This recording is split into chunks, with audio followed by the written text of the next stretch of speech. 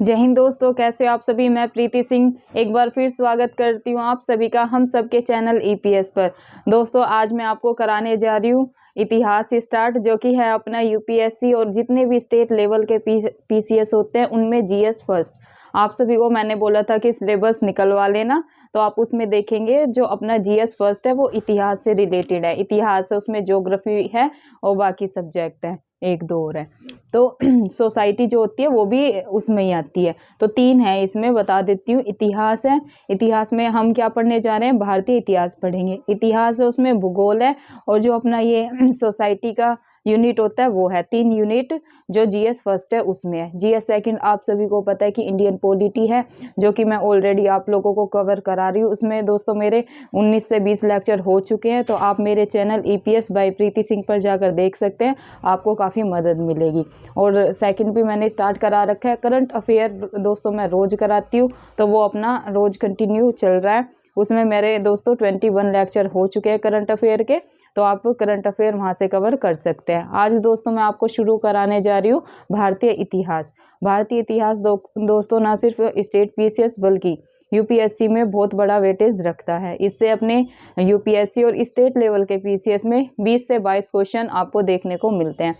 अब दोस्तों जैसे कि आप सभी को पता है, जो भारतीय इतिहास है दोस्तों ये अपना 3 पार्ट्स में डिवाइड है। कितने पार्ट्स में दोस्तों, ये 3 पार्ट्स में डिवाइड है। प्राचीन इतिहास, मध्यकालीन इतिहास और आधुनिक इतिहास। कितने पार्ट्स में दोस्तों, प्राचीन इतिहास, मध्यकालीन इतिहास और आधुनिक इतिहास। दोस्तों क्लास शुरू करने से पहले बता दूं, ये क्लास मैंने अपना कल मैंने क्लास नहीं ली थी। कल मेरी थोड़ी तबीयत ख़राब थी, फीवर और गले की प्रॉब्लम चल रही है, तो मैं क्लास शूट नहीं कर पाई। ये मैंने परसों क्लास शूट करी थी 21 को इवनिंग में, लेकिन ये शूट नहीं हो पाई। 1 घंटे बोल कर रह गई और पता नहीं कुछ टेक्निकल प्रॉब्लम हो गई थी मोबाइल में, तो ये शूट नहीं हो पाई। तो फिर 1 घंटे बोलने का कोई फ़ायदा नहीं हुआ। फ़ायदा तो क्या नहीं हुआ, नुकसान ही हो गया। इतने अच्छे से सारी चीज़ें समझाई थी 1 घंटा, और गले में ज़्यादा दिक्कत हो गई। फीवर था, फीवर तो देखा जाता, दवाई ले ली थी, लेकिन गले में दिक्कत हो गई। कल बोला नहीं जा रहा था, इसलिए मैं कोई क्लास नहीं कर पाई। तो दोस्तों आज की अपनी फिर दोबारा शूट करते हैं। आई होप मैं आपको अच्छे से समझा पाऊंगी। और जो आज तक आपको इतिहास काफ़ी बोरिंग लगता है कि मैडम बस पढ़ते हैं, किताब खोलते हैं तो नींद आना शुरू हो जाती है, तो आई होप आज जब आप मेरी ये क्लास लेंगे तो आपको नींद ऐसे नहीं आएगी इतिहास को पढ़ के, और काफ़ी इंटरेस्टिंग लगेगा। आप बहुत अच्छे से इतिहास को समझेंगे और जानेंगे। दोस्तों इतिहास क्या होता है, जो अतीत में घटनाएं घटित होती है वही तो हमें पढ़नी है, जानना है कि भाई पहले कैसा था, अब मॉडर्न में क्या है, पहले क्या क्या घटना हुई। पहले जो ये हड़प्पा सभ्यता थी ये कैसी सभ्यता थी, पाषाण काल में क्या था, पूरा पाषाण में क्या था। तो दोस्तों अगर आप इसको इंटरेस्ट के साथ पढ़ेंगे तो काफ़ी इंटरेस्टिंग सब्जेक्ट है।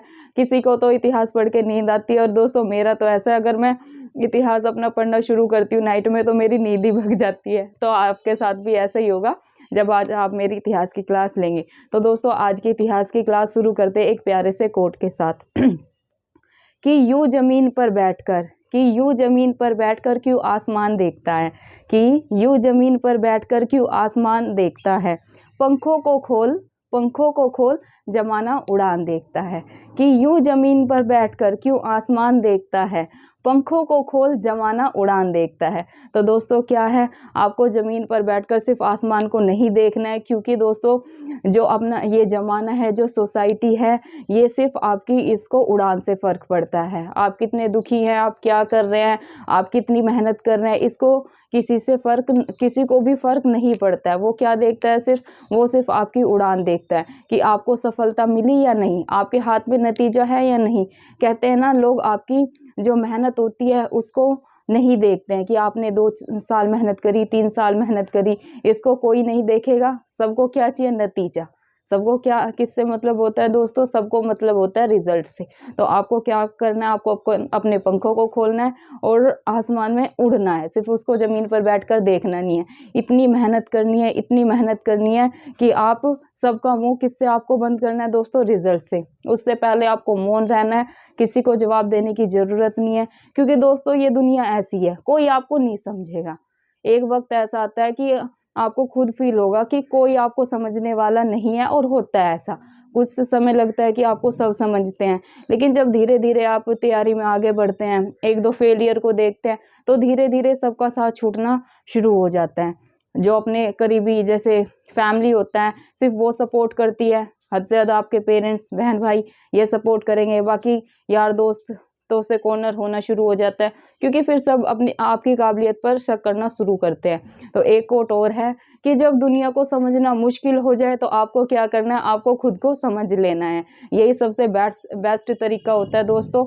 आप सबको एक्सप्लेन नहीं कर सकते आपके जीवन में क्या प्रॉब्लम चल रही है, आप किन परिस्थितियों से गुजर रहे हैं, आपकी फैमिली में क्या दिक्कत है, और एक्सप्लेन करने की ज़रूरत भी नहीं है, क्योंकि कोई समझने वाला नहीं है। तो जब सबको समझना मुश्किल हो जाए तो क्या करना है, आपको खुद को समझ लेना है, और सिर्फ अपने जो आपका टारगेट है, जो आपका फोकस है, जो आपका ड्रीम है, यूपीएससी, स्टेट पीसीएस निकालना, एसडीएम, डीएम, डीएसपी, आईपीएस बनना, आप उस पर फोकस करें। जब आप वो लक्ष्य हासिल कर लेंगे तो सब खुद ब खुद चले आएंगे, तब सब आपकी मेहनत को अप्रिशिएट करेंगे। तो दोस्तों, इसी मोटिवेशनल बातों के साथ शुरू करते हैं आज की अपनी क्लास। तो दोस्तों, आज हम शुरू करेंगे भारतीय इतिहास। मैंने आपको बता दिया ये जीएस फर्स्ट में है, ये यूपीएससी, जो दोस्तों जितने भी अपने ऑल पीसीएस, जितने भी पीसीएस हैं, सब जीएस फर्स्ट मतलब सामान्य अध्ययन फर्स्ट में ये आता है। इसमें दोस्तों अपने को इतिहास कितने पार्ट्स में डिवाइड है, पहले आप सभी को पता होगा वैसे तो, प्राचीन इतिहास, मध्यकालीन इतिहास और आधुनिक इतिहास। दोस्तों, आज तेज तेज नहीं बोल पाऊंगी, गले में अभी भी दिक्कत है, लेकिन क्लास अपनी कंटिन्यू करेंगे। थोड़ा कोऑपरेट करना है, आज शायद ठीक हो जाएगी। आज भी मुझे 3 क्लास लेनी है, लेकिन कोशिश करूंगी आज दवाई वगैरह लूंगी और ये ठीक हो जाएगी प्रॉब्लम। तो थोड़ा तेज नहीं बोल पाऊंगी, लेकिन इतना होगा कि आप तक आवाज़ अच्छे से जाएगी, तो आपको समझना है अच्छे से। देखो, प्राचीन इतिहास, मध्यकालीन इतिहास और आधुनिक इतिहास, दोस्तों ये है अपना 3 पार्ट्स में डिवाइड है। अब देखो दोस्तों, हम करेंगे स्मार्ट स्ट्रेटजी से पढ़ाई। मेरे जितने भी स्टूडेंट हैं दोस्तों, आपको अंधाधुंध तैयारी नहीं करनी है, क्योंकि उससे रिजल्ट नहीं आएगा। हम तैयारी ऐसे करेंगे कि भाई जहाँ से ज़्यादा क्वेश्चन आते हैं हम पहले वो कवर करेंगे। आप सभी को पता होगा, जो मेरे स्टूडेंट पहले से तैयारी कर रहे हैं, मतलब 4-5 महीने से कर रहे हैं या साल से, या उनको पता होगा अगर प्रीवियस ईयर देखें दोस्तों, ज़्यादा क्वेश्चन कहाँ से आते हैं इसमें, प्राचीन इतिहास से इतने नहीं आते हैं। प्राचीन इतिहास से 1 से 2 क्वेश्चन, ज़्यादा से ज़्यादा, हद से हद 3 क्वेश्चन आते हैं, चाहे वो यूपीएससी हो, चाहे वो स्टेट लेवल के पीसीएस हो। मध्यकालीन से आ जाते हैं, जैसे यूपीएससी में कई बार 4-5 क्वेश्चन आ जाते हैं। स्टेट लेवल के पीसीएस में मैंने 3 से 4 नहीं देखे हैं, क्योंकि मैंने दोस्तों ऑलरेडी मैं पीसीएस दे चुकी हूँ, ये 22 वाला, तो मेरा 2 नंबर से रह गया था। मेरे जो पुराने स्टूडेंट हैं उनको पता होगा। तो मैंने 10 ईयर के दोस्तों यूपी पीसीएस के प्रीवियस ईयर करे हैं, तो मुझे डिमांड का पता है कि भाई कहाँ से क्वेश्चन बन रहे हैं, तो हम वैसे ही तैयारी करेंगे अपनी। प्राचीन इतिहास से 2-3 बनेंगे, मध्यकालीन से इतने बनेंगे। अब दोस्तों, ज़्यादा क्वेश्चन बनते हैं अपने आधुनिक भारत के इतिहास से। कहाँ से? आधुनिक भारत के इतिहास से। तो दोस्तों, हम पहले वही शुरू करेंगे। आज से मैं आपको आधुनिक भारत शुरू कराने जा रही हूँ, और जीएस सेकंड तो ऑलरेडी करा रही हूँ, उसके मेरे काफ़ी मैंने कवर करा दिया है। उसमें 10-15 क्लासेस लगेगी, अपना जीएस सेकंड इंडियन पॉलिटी का ख़त्म हो जाएगा, फिर मैं ज्योग्राफी स्टार्ट करा दूंगी। अब इतिहास स्टार्ट आज से कर लेंगे अपन। दोस्तों, हम करेंगे पहले आधुनिक भारत, क्योंकि दोस्तों इससे एग्जाम में 15 से 16 क्वेश्चन आते हैं। अगर मैं इन तीनों को लगाऊं भारतीय इतिहास के, तो दोस्तों 20 से 22 क्वेश्चन अपने आते हैं भारतीय इतिहास के। अब दोस्तों, अकेला ये जो मॉडर्न हिस्ट्री है, ये 16 क्वेश्चन दे रहा है अपने को, और जो ये प्राचीन इतिहास और मध्यकालीन इतिहास है ये मिलके अपने को 6 क्वेश्चन दे रहे हैं, और ये अकेला अपना मॉडर्न आधुनिक भारत का इतिहास ये अपने को दे रहा है 16 क्वेश्चन। तो दोस्तों, आप ही बताइए हम पहले क्या कवर करें। क्या हम एक महीना इन पे निकाल दें, 2 महीना, जहाँ से अपने को 6 क्वेश्चन मिले, या पहले हम अपना मॉडर्न जो हिस्ट्री है वो कवर कर लें, ताकि अपने 16 से 17 क्वेश्चन आराम से हम अपने एग्जाम यूपीएससी और जो अपना ये स्टेट लेवल के पीसीएस है उनमें ले आए। तो दोस्तों, हम स्मार्ट स्ट्रेटजी से चलेंगे। सब कहते हैं ना स्मार्ट स्ट्रेटजी से तैयारी करो, स्मार्ट स्ट्रेटजी। तो दोस्तों, जब इंसान पढ़ता जाता है वो स्मार्ट स्ट्रेटजी बनाना तब आता है। हमने भी 1 साल ऐसे ही पढ़ा, हम भी कि यार प्राचीन भी कर लो, मध्य भी कर लो, यहाँ से भी आएंगे, यहाँ से भी आएंगे। दोस्तों, कोई फ़ायदा नहीं है, ठीक है। इतना पढ़ेंगे प्राचीन इतिहास तब भी इतना जल्दी से माइंड में नहीं बैठेगा, और ज़रूरी जो हमने पढ़ा वही आ जाए। कई बार फंस जाते हैं, कई बार ऐसा होता है कि हम पढ़ा हुआ भी इतना प्रेशर होता है माइंड का, वो भी गलत कर ही आते हैं। तो इतनी मेहनत हम प्राचीन पे करेंगे और उसमें से 2 ही क्वेश्चन आने हैं, और वो भी कई बार लग गया राइट तो लग गया, ना तो गलत हो जाता है। इससे अच्छा है दोस्तों अपना मॉडर्न हिस्ट्री अच्छे से कर लेते हैं ताकि अपने 16 कवर कर पाए। अब ऐसा तो नहीं है दोस्तों यही सिर्फ इतिहास है, बाकी मैं पॉलिटी करा रही हूँ दोस्तों। पॉलिटी से 20-22 क्वेश्चन आते हैं, इतने अच्छे से मैं आपको वहाँ पर समझा रही हूँ हर चीज़। भारतीय संविधान के निर्माण से लेके, मतलब उसका ऐतिहासिक आधार से लेके मैं अब वहाँ पर पहुँच गई हूँ राष्ट्रपति पे, मतलब संघ पे पहुँच चुकी हूँ भाग 5 पे, और उसमें ने राष्ट्रपति को इतने अच्छे से समझाया। बच्चों का काफ़ी अच्छा फीडबैक है, 1.8 के व्यूज़ हो चुके हैं, उसमें काफ़ी पसंद कर रहे हैं बच्चे मेरी GS सेकंड की क्लासेस, और करंट अफेयर पे भी इतने व्यूज़ हैं। काफ़ी बच्चे मेरे साथ जुड़ चुके हैं, वो देख रहे हैं। फीडबैक भी दोस्तों काफ़ी अच्छा है कि मैम आप चीज़ों को बहुत अच्छे से समझा रहे हैं। तो दोस्तों आपको जाके मेरी वो क्लासेस भी देखनी है, ये तो सिर्फ मैं बता रही हूँ। आप खुद मेरे चैनल EPS बाय प्रीति सिंह पर विजिट करेंगे, प्लेलिस्ट देखेंगे, क्लासेस देखेंगे, तो आप भी मुझे ऐसे ही फीडबैक देंगे। अब दोस्तों मॉडर्न हिस्ट्री में ये है कि अपने 16 क्वेश्चन आने हैं, तो दोस्तों पहले इसी को कवर कर लेते हैं अपन। और मैं ये नहीं कह रही कि अपना ये छोड़ देंगे, हम प्राचीन और जो मध्यकालीन इतिहास है इसको नहीं छोड़ेंगे। इसको हम क्या करेंगे दोस्तों, जब अपना मॉडर्न हिस्ट्री खत्म हो जाएगा तो हम इसके जो प्रीवियस ईयर में UPSC और स्टेट लेवल में क्वेश्चन पूछे गए हैं, जिस तरीके से पूछे गए हैं हम वो कवर करेंगे। जैसे हड़प्पा में दोस्तों क्या पूछते हैं, अगर प्राचीन की मैं बात करूं तो दोस्तों प्राचीन में पूछते हैं ज़्यादा क्वेश्चन मैंने देखे हड़प्पा से। किससे दोस्तों, हड़प्पा सभ्यता से। हड़प्पा सभ्यता से आ जाता है क्वेश्चन, मोहनजोदड़ो, लोथल, इन सब से आ जाता है। और कालीबंगा से कि कालीबंगा को क्या कहते हैं, और मोहनजोदड़ो को क्या कहते हैं, जैसे मृतकों का टीला कहते हैं। तो मोहनजोदड़ो, लोथल, कालीबंगा, यहाँ से क्वेश्चन बनते हैं। दूसरा दोस्तों प्राचीन इतिहास में बनते हैं जैन धर्म से, जैन से और बौद्ध धर्म से। यहाँ से दोस्तों मैंने क्वेश्चन देखे। 1-2 टॉपिक और है उनको कवर कर लेंगे। तो दोस्तों बजाय इनको मैं आपको डिटेल में भी करा दूंगी। पहले हड़प्पा सभ्यता को हर क्लास में दोस्तों मैं ऐसे ही करती हूँ, चाहे वो मैं GS सेकंड करा रही हूँ उसमें भी पहले मैं टॉपिक लेती हूँ। जैसे मैंने वहाँ पर राष्ट्रपति कराया तो मैंने पूरे आर्टिकल से समझाया आपको अपने बोर्ड पे लिख के। फिर मैंने नेक्स्ट क्लास में क्या करा था, जितने भी PYQ में क्वेश्चन पूछे गए UPSC और स्टेट लेवल के PCS में, फिर मैंने आपको वो सोल्व कराए थे। दोस्तों जब हम थ्योरी कर लेते हैं तो क्वेश्चन बनाना फिर बहुत आसान हो जाता है।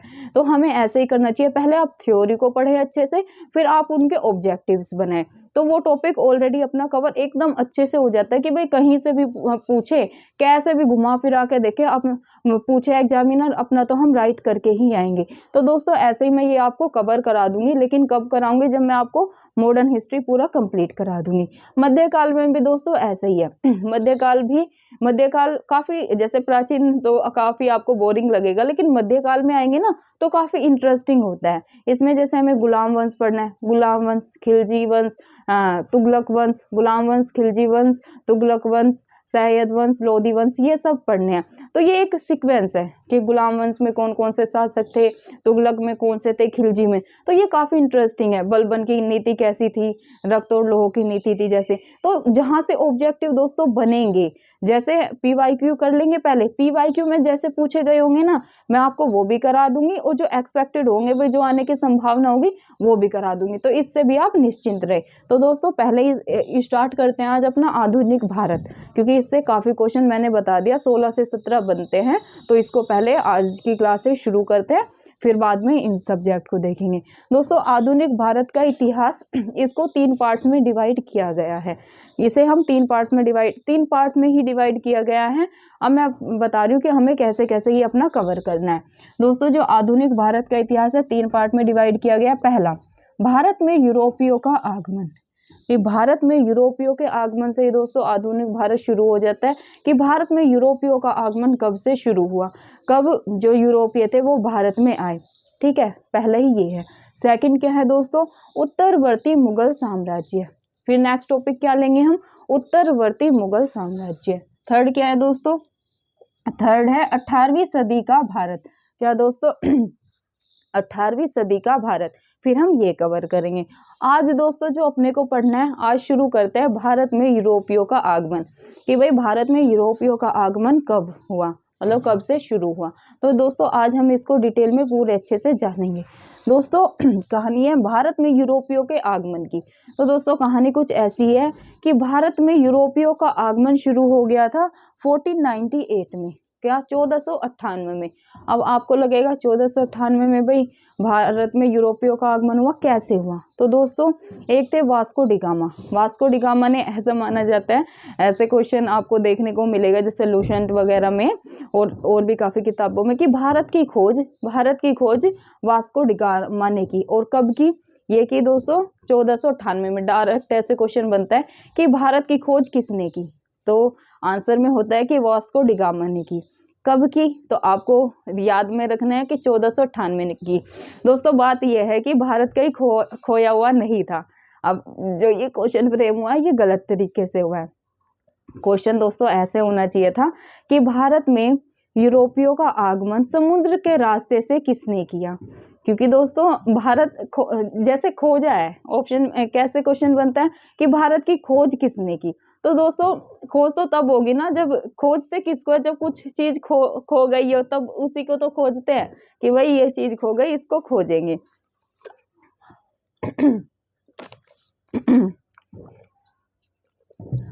तो दोस्तों कोई भारत खोया नहीं था, तो ये क्वेश्चन गलत फ्रेम हुआ है। क्वेश्चन ऐसे बनना चाहिए था कि भारत में यूरोपियों का समुद्री मार्ग से खोज किसने की। तो दोस्तों ये की थी वास्को डिगामा ने। कब की थी? 1498 में। लेकिन क्वेश्चन ऐसे ही आ जाता है, तो भी आपको ध्यान रखना है कि भारत की खोज किसने की जाए, तो वो की थी वास्को डिगामा ने। अब मैंने समझा दिया कि भारत कहीं खोया हुआ नहीं था, जो उसे ढूंढने की आवश्यकता हो, भारत पहले से ही था।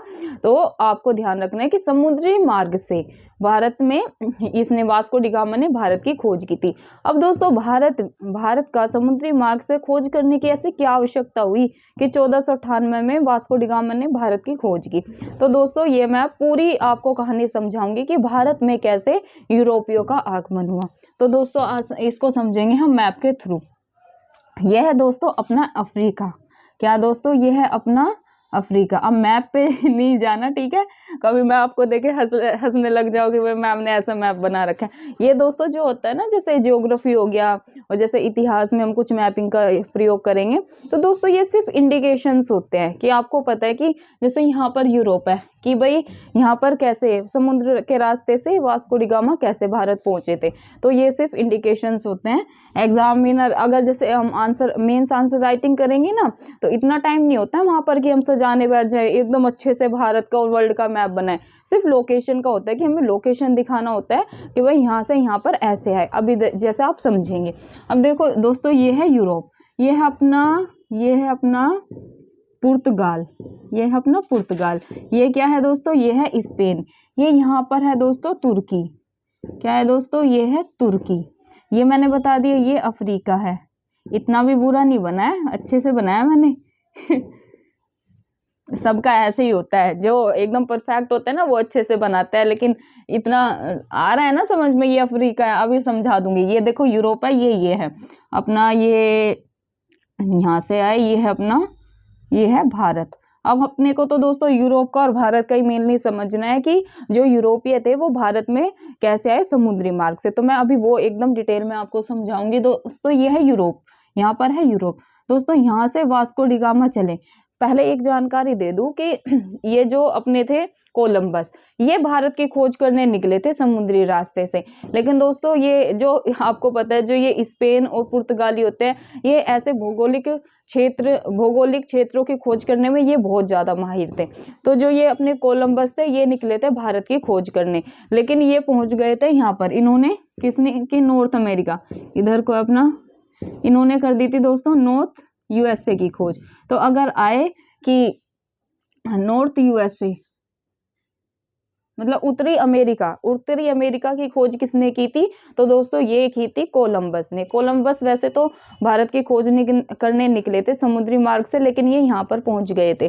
तो इन्होंने अगर आए कि नॉर्थ यूएसए की खोज किसने की, तो आपको लगाना है कोलंबस ने की थी। कब की थी दोस्तों? 1492 में की थी। क्या है इसका कि भारत की खोज के लिए कैरेबियन द्वीप पर पहुंच गए और इन्होंने दोस्तों नॉर्थ यूएसए की खोज कर दी थी। तो ये निकले थे तो भारत की खोज करने, लेकिन नॉर्थ यूएसए की कर दी थी। अब भारत की किसने की? वो की थी दोस्तों वास्को डी गामा ने। अब दोस्तों यूरोप ये है, ये हो गया अपना पुर्तगाल। अब दोस्तों ये तो मैं समझा ही दूंगी कि यहाँ पर पहुंचे। अब ये है कि भाई जो यूरोपीय थे इन्होंने भारत की खोज समुद्री मार्ग से क्यों की? ऐसे कौन से कारण थे कि भाई जो यूरोपीय थे इनको भारत की समुद्री मार्ग से खोज करने की जरूरत पड़ गई? तो दोस्तों कारण को जान लेते हैं, फिर पूरी जो तस्वीर है वो स्पष्ट आपको समझ में आएगी। दोस्तों 14 घटना है 1453 1453 की घटना है 1453 की। 1453 में क्या हुआ मैं वो समझाती हूँ। 1453 में दोस्तों उस्मानिया जो सल्तनत थी, उस्मानिया सल्तनत ने तुर्की पर अपना आधिपत्य स्थापित कर लिया था। जो उस्मानिया सल्तनत थी, आपको समझना है 1453 में घटना हुई थी। जो उस्मानिया सल्तनत थी इसने क्या किया? तुर्की पर अपना आधिपत्य स्थापित कर लिया। फिर क्या हुआ? तो दोस्तों इस स्थिति में जो यूरोप है अपना, यूरोप से एशिया, ये यूरोप था पहले दोस्तों मार्ग स्थल। जो इनका व्यापार था भारत से, यूरोपियों का जो भारत से व्यापार था ये होता था स्थल के मार्ग से, मतलब कि यहाँ से होता था। जो यूरोपीय थे ये रूट था पहले, ये भारत में आके व्यापार कर लेते थे। लेकिन क्या हुआ? उस्मानिया सल्तनत ने 1453 में क्या करा? भारत पर तुर्की पर अपना आधिपत्य कर लिया। तो क्या हुआ? जो अपना ये यूरोप था, यूरोप का भारत आने के सारे लैंड रूट, मतलब कि जो स्थल मार्ग थे वो क्या हो गए थे दोस्तों? बंद कर दिए गए थे। फिर क्या हुआ दोस्तों? फिर बंद हो गए जब स्थल मार्ग सारे बंद हो गए भारत से व्यापार करने के यूरोपियों के, तो दोस्तों इन्होंने दिमाग लगाना शुरू करा कि भाई अब भारत से व्यापार कैसे किया जाए। तो दोस्तों बस यहीं से शुरू हो जाती है भौगोलिक खोजें। तो पुर्तगालियों ने फिर खोज करना शुरू करा। तो यहाँ का एक व्यक्ति थे वास्को डी गामा, पुर्तगाली थे ये। पुर्तगाली वास्को डी गामा ये यूरोप के ही थे, मतलब पुर्तगाल के से थे, पुर्तगाल ये रहा। तो दोस्तों ये पुर्तगाली थे वास्को डी गामा, इन्होंने भौगोलिक खोज करना शुरू करा। कैसे किया? अब दोस्तों ये यहाँ से आए पुर्तगाल से और ये यहाँ पर, ये अफ्रीका है, अफ्रीका के ऐसे तट से होकर यह है cap of good hope, cap of good hope. तो दोस्तों ये यहाँ से होते कैप ऑफ गुड होप से होते हुए कहाँ पहुंचे दोस्तों? ये पहुंचे कालीकट। कहाँ पर? दक्षिण भारत के दक्षिण भाग कालीकट में पहुंचे। ये इन्होंने खोज कर ली। इसलिए कहा जाता है कि यूरोपियों ने, ये गलत है, मैं अगेन रिपीट कर रही हूँ कि अगर कोई ऐसे बोले कि भारत की खोज, आप बोलना कि भाई भारत कहीं खोया हुआ नहीं था, भारत पहले से था। ये सही, ये है कि समुद्री मार्ग से भारत की खोज की थी वास्को डी गामा ने। तो दोस्तों ये पुर्तगाली वास्को डी गामा पुर्तगाल से चले समुद्री रास्ते से अफ्रीका के तट से होते हुए, मतलब कैप ऑफ गुड होप से होते हुए कहाँ पहुंचे दोस्तों? कालीकट यहाँ पर पहुंचे। यहाँ पर कब पहुंचे दोस्तों? यहाँ पर पहुंचे ये 1498 में। कब पहुंचे दोस्तों? ये डेट आपको याद रखनी है, एग्जाम में डायरेक्ट स्टेट लेवल के पीसीएस में पूछी जाती है कि जो वास्को डी गामा थे ये भारत में कब पहुंचे थे। तो आपको ध्यान रखना है ये पहुंचे थे समुद्री मार्ग से, कालीकट पहुंचे थे 1498 में। ऐसे भी आ जाता है कहाँ पहुंचे थे, तो आपको ध्यान रखना है कालीकट में पहुंचे थे। अब दोस्तों जब ये कालीकट में पहुंचे तो इनका स्वागत किसने किया? ऐसे ये डायरेक्ट क्वेश्चन ये प्रीवियस ईयर में पूछा जा चुका है स्टेट लेवल के पीसीएस में कि जब वास्को डी गामा कालीकट पहुंचे थे तो इनका स्वागत किसने किया? तो दोस्तों यहाँ के शासक थे उस टाइम पे, यहाँ के राजा थे जिमोरिन ने वास्को डी गामा का स्वागत किया था कालीकट में। ये आपको ध्यान रखना है। क्या क्या ध्यान रखना है? वास्को डी गामा भारत समुद्री मार्ग से भारत कब पहुंचे, तो आपको ध्यान रखना है 1498 में पहुंचे। सेकंड ऑब्जेक्टिव कैसे बनेगा कि क्या नाम है, कहाँ पर पहुंचे, जो वास्को डी गामा थे ये भारत के समुद्री रास्ते से कहाँ पर पहुंचे थे, भारत में। तो आपको ध्यान रखना है कालीकट में पहुंचे थे। थर्ड ऑब्जेक्टिव कैसे बनेगा कि ये कालीकट में पहुंचे थे, तो वहां पर कालीकट में पहुंचने के बाद वास्को डी गामा का स्वागत किसने किया था। तो दोस्तों आपको ध्यान रखना है वास्को डी गामा जी का स्वागत किया था वहीं के राजा थे उस टाइम पे जिमोरिन ने इनका स्वागत किया था।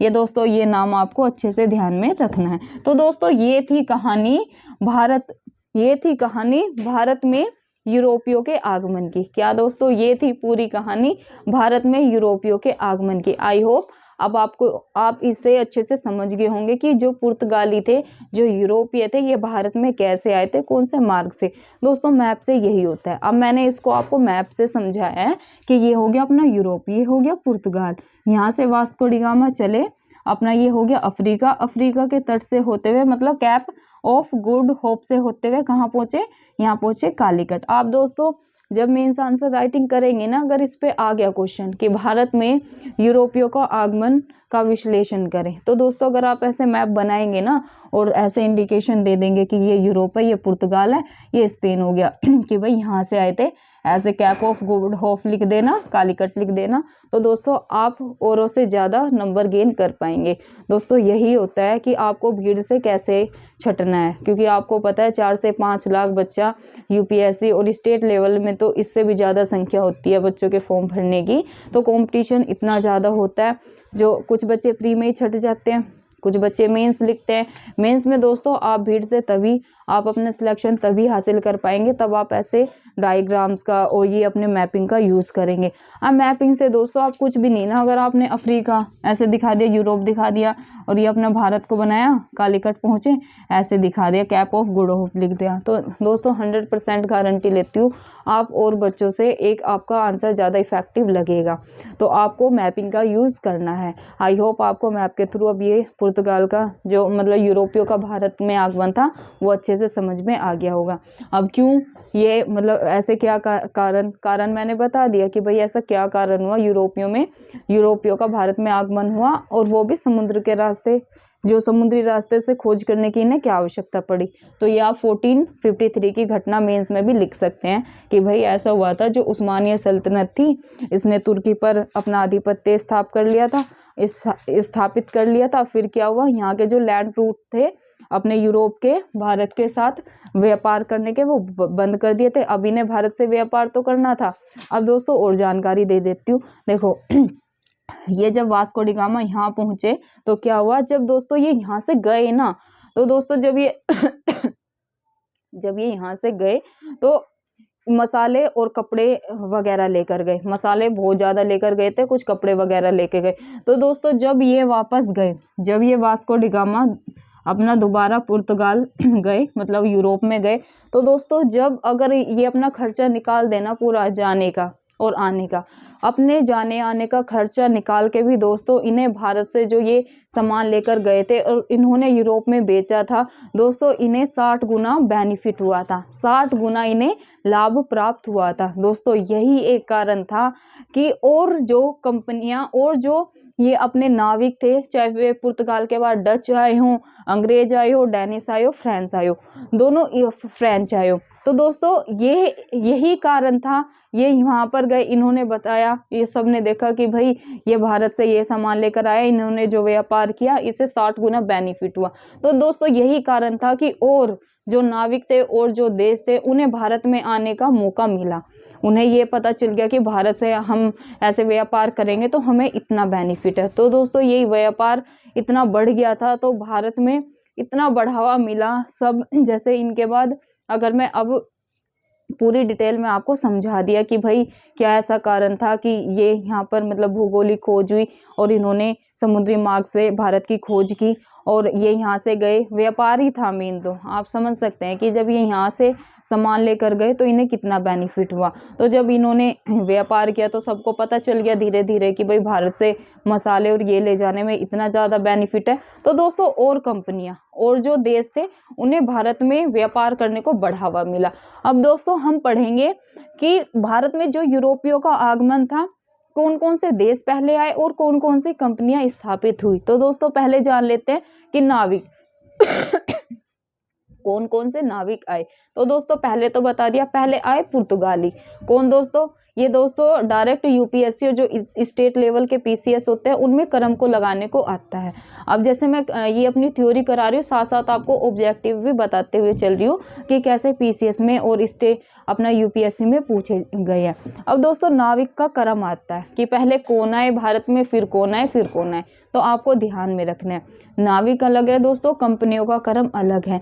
ये ना समझे कि जो जैसे नाविक का आए तो आप ये अपना कंपनियों का लगा के आ जाए और कंपनियों का आए तो आप नाविक का। अब इसमें डिफरेंस क्या है वो समझाऊंगी।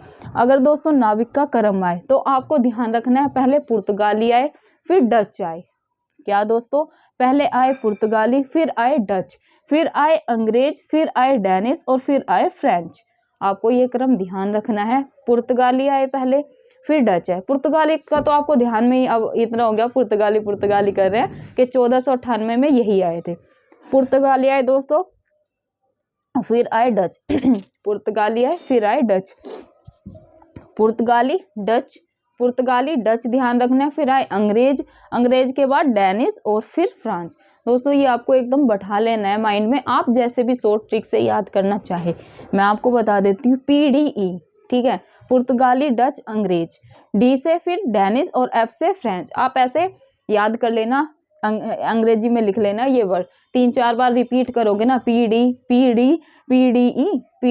जैसे PDF होता है ना, PDE, ऐसे PDF में F बाद में आता है तो पहले आप E लगा देना, PDE और DF।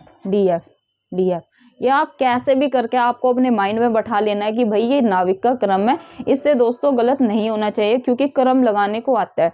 ये एग्जाम में आगे पीछे दे देंगे कि डच, अंग्रेज, डेनिश, फ्रेंच, फिर सेकंड में दे देंगे पुर्तगाली, डच, डेनिश। तो आपको क्रम से लगाने होंगे कि पहले पुर्तगाली आए, फिर डच आए, फिर अंग्रेज आए, फिर अपना डेनिश आए, फिर फ्रांस। आपको ये क्रम याद कर लेना है। अब दोस्तों कंपनियों का क्रम देखते हैं। क्या दोस्तों? कंपनियों का क्रम देखते हैं कि भाई जैसे नाविक आए, क्या इन्होंने अपनी जो कंपनियां थी वैसे ही स्थापित करी कि जैसे पहले पुर्तगाली आए तो क्या पुर्तगालियों ने ही पहले कंपनी लगा ली, फिर अपने डच आए? क्या फिर उन्होंने? तो दोस्तों ऐसा नहीं है। अब आप यहाँ पर देखेंगे, पुर्तगाली आए, ठीक है, ये सही है, पुर्तगाली पहले आए, इन्होंने अपनी कंपनी स्थापित कर ली।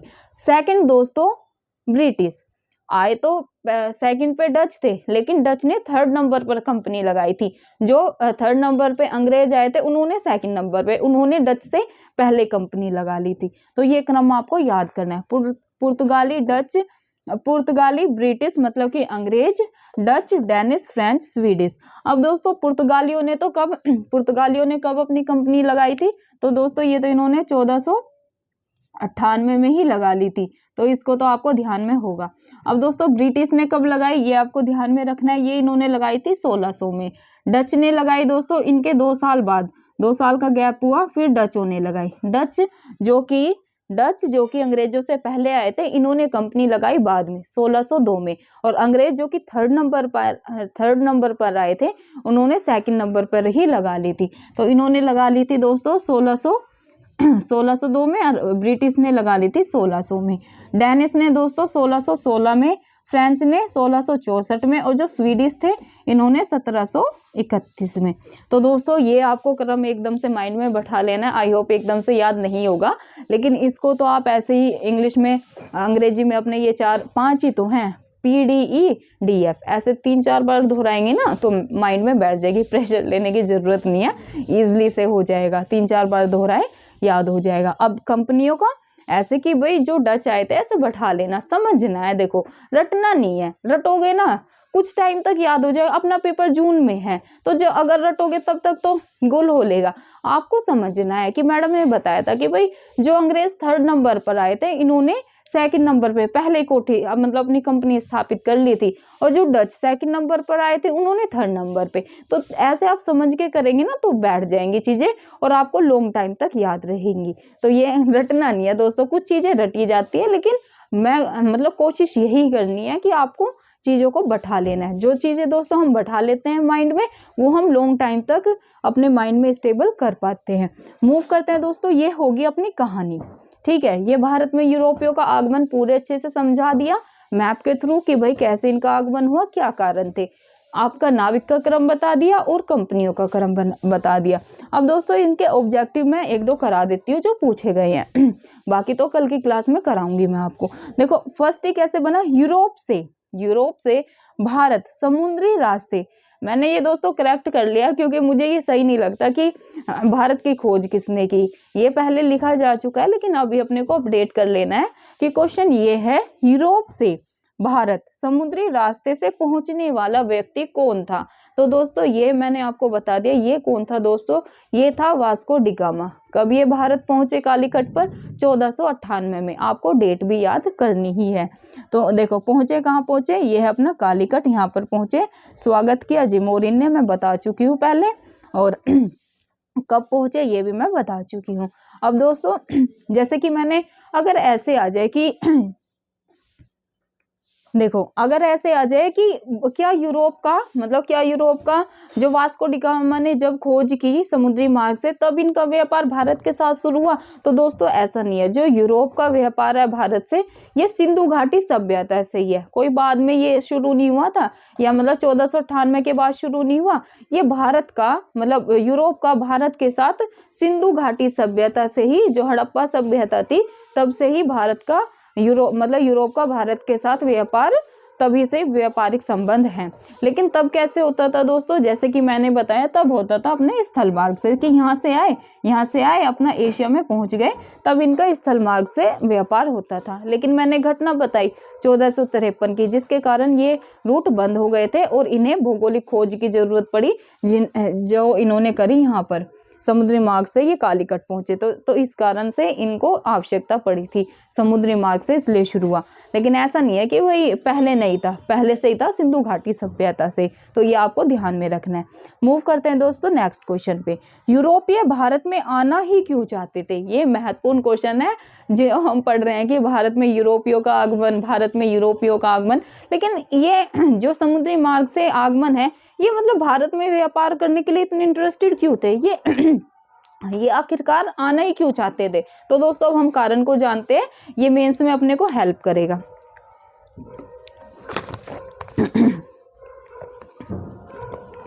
मेंस में दोस्तों क्वेश्चन कैसे बन सकता है कि भारत में यूरोपियों, जो अपना भारत है, इसमें यूरोपियों का आगमन के क्या कारण थे, कारण लिखे। तो दोस्तों अपने को कारण पता होने चाहिए कि भारत में यूरोपियों के क्या कारण थे आने के, व्यापार करने के। यूरोपीय भारत में आना ही क्यों चाहते थे, मतलब क्वेश्चन ऐसे भी आ सकता है, जो यूरोपीय थे वो भारत में आना ही क्यों चाहते थे। मेन की पॉइंट क्या है, क्यों आना चाहते थे। तो दोस्तों ये आना चाहते थे क्यों का आंसर ये कि यूरोप में मसालों की आवश्यकता, क्योंकि दोस्तों यूरोप में क्या थी, मसालों की आवश्यकता थी। अब भारत आपको पता है, भारत में दक्षिण क्षेत्र में मसालों की भरमार है, तो इसलिए ये कहाँ पर कालीकट में पहुंचे थे। यहाँ से दोस्तों ये बहुत सारे मसाले लेकर गए थे। जैसे कि मैंने बताया कि वास्को डी गामा जब अगर ये अपने खर्चों को भी निकाल दे तो इन्हें 60 गुना बेनिफिट हुआ था जब इन्होंने यूरोप में जाके मसाले और ये सब चीजें बेची थी। तो यूरोप में मसालों की आवश्यकता। सेकंड दोस्तों पुनर्जागरण के कारण, यूरोप में पुनर्जागरण हो रहा था, तो एक कारण ये था। थर्ड व्यापार को आगे बढ़ाने की क्षमता। तो दोस्तों ये व्यापार को आगे बढ़ाना चाहते थे, तो इसकी क्षमता एक ही कारण है कि ये इसलिए भारत में व्यापार करना चाहते थे। अब दोस्तों ये थे आज के महत्वपूर्ण ऑब्जेक्टिव के थ्रू भी बता दिया और वैसे भी आपको समझा दिया। कोलंबस तो मैंने बता दिया, कोलंबस निकले थे भारत की समुद्री मार्ग से खोज करने। लेकिन दोस्तों ये 1400 कोलंबस से भी दोस्तों क्वेश्चन आता है कि ऐसे आ जाएगा पहले कि नॉर्थ यूएस से, मतलब कि उत्तरी अमेरिका की खोज किसने की। तो दोस्तों अगर उत्तरी अमेरिका की खोज है तो ये की थी कोलंबस ने। कब की थी, 1492, मतलब भारत के समुद्री मार्ग से पहले। ऐसे आ जाए भारत की खोज से पहले कोलंबस ने किसकी खोज की थी, नॉर्थ यूएसए की। तो ये आपको ध्यान में रखना है, कब की थी, 1492 की थी। तो दोस्तों ये थी आज की अपनी आधुनिक भारत की क्लास। आई होप जब आप इसको देखेंगे तो आपको काफी बेनिफिट होगा। और जो आज तक आपको इतिहास काफी बोरिंग लगता था तो आज के बाद नहीं लगेगा, क्योंकि दोस्तों हम मोस्टली कैसे पढ़ते हैं, कोई भी बुक लेंगे, जो भी आप पढ़ते हैं स्टैंडर्ड बुक आधुनिक भारत के लिए, उसमें एकदम इतिहास तो ऐसे ही पता है कि पैराग्राफ में लिखा होता है और वो हमें पढ़ना है, तो वो काफ़ी बोरिंग लगता है एक टाइम के बाद। मैं समझती हूँ कि हर किसी का इंटरेस्टिंग सब्जेक्ट नहीं होता है इतिहास, लेकिन दोस्तों एक अध्यापक वही होता है, एक अध्यापक का कर्तव्य यही है कि अपने विद्यार्थी हैं उनको वो कैसे सरल भाषा में समझाए।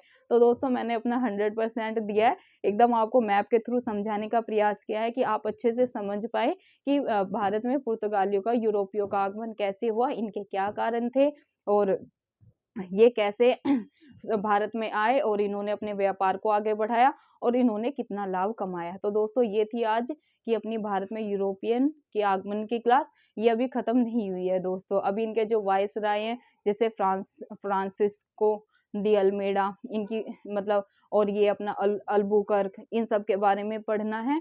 और ब्लू वाटर पॉलिसी, इसमें नीले जल की नीति जो है, ये सब दोस्तों मैं आपको कल की क्लास में समझाऊंगी। तो दोस्तों आपको ये क्लास अच्छे से देखनी है और अंत तक देखनी है। और दोस्तों जैसे मैंने ये चीजें समझाई हैं तो आप अपने साथ साथ नोट्स बनाते हुए चले। अगर नोट्स बनाने में दिक्कत हो रही है तो वो भी कोई बात नहीं है, मैंने जैसे अपने नोट्स रजिस्टर में बनाए हैं बहुत अच्छे से, ये तो बोर्ड पे समझाया आपको, मैं उनकी क्या करूंगी, आपको पीडीएफ में कन्वर्ट करके अपने नोट्स को टेलीग्राम पे डाल दूंगी। हर अपनी वीडियो के दोस्तों मैं डिस्क्रिप्शन में टेलीग्राम लिंक डालती हूँ, आप उसे ज्वाइन कर लेना, आपको पीडीएफ मिल जाएगी। दोस्तों रिक्वेस्ट करती हूँ, एक रिक्वेस्ट यही है कि आपको ज़्यादा से ज़्यादा वीडियो को शेयर करना है। चैनल को सब्सक्राइब नहीं किया है तो सब्सक्राइब कर ले, ताकि मेरी वीडियो सबसे पहले आप तक जाए और आप उससे पूरा जितना भी मैं करा रही हूँ उससे पूरा संपूर्ण लाभ उठाएं। और दोस्तों सिर्फ आपको लाभ नहीं उठाना है, ये आपको वीडियो को शेयर करना है।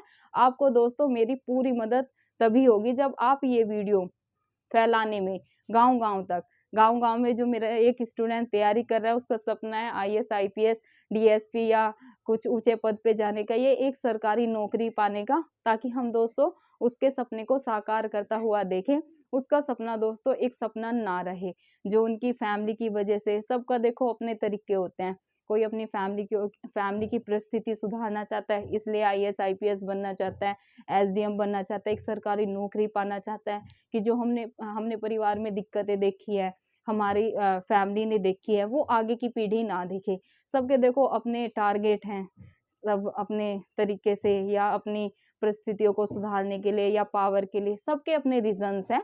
तो उन रीजंस को ही दोस्तों आपको मोटिवेशन बनाना है। कोई बाहरी मोटिवेशन आपको मोटिवेट नहीं कर सकता। मैं यही कहती हूँ हमेशा कि दोस्तों जो मोटिवेशन होती है वो अपने अंदर होती है, कि आप ये क्यों करना चाहते हैं, आपको उस क्यों को तलाशना है। ये कि आप अपनी फैमिली की वजह से करना चाहते हैं, आपने जो कुछ भी दिक्कतें सही हैं अपनी लाइफ में, आप उसको बदलना चाहते हैं, तो दोस्तों वो मोटिवेशन आपके अंदर होनी चाहिए। और मुझे तो लगता है सबसे बड़ी मोटिवेशन आपकी फैमिली होनी चाहिए, आपका परिवार होना चाहिए, आपकी सिचुएशंस होनी चाहिए, जो आपने परिस्थितियाँ देखी है वो होनी चाहिए। इससे ज़्यादा मोटिवेशन दोस्तों कोई नहीं आपके अंदर जगा सकता। अगर आप इन सब को देखते हैं, अपनी स्थितियों को देखते हैं, परिस्थितियों को देखते हैं, तो वो ही आपको लॉन्ग लॉन्ग टाइम तक मोटिवेट रखेगी। तो दोस्तों इसी मोटिवेशन बात के साथ खत्म करते हैं आज की अपनी ये क्लास। मिलते हैं आपको करंट अफेयर की क्लास में। जय हिंद, जय भारत।